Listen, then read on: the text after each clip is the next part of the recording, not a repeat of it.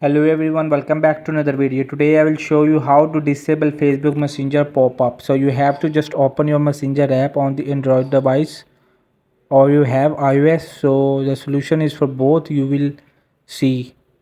So you have to open your Messenger app to fix this pop-up message. So you have to the top left on the three horizontal lines of setting. You have to click it. So open the settings of Messenger. So you have to scroll down. So there is the option of, you will see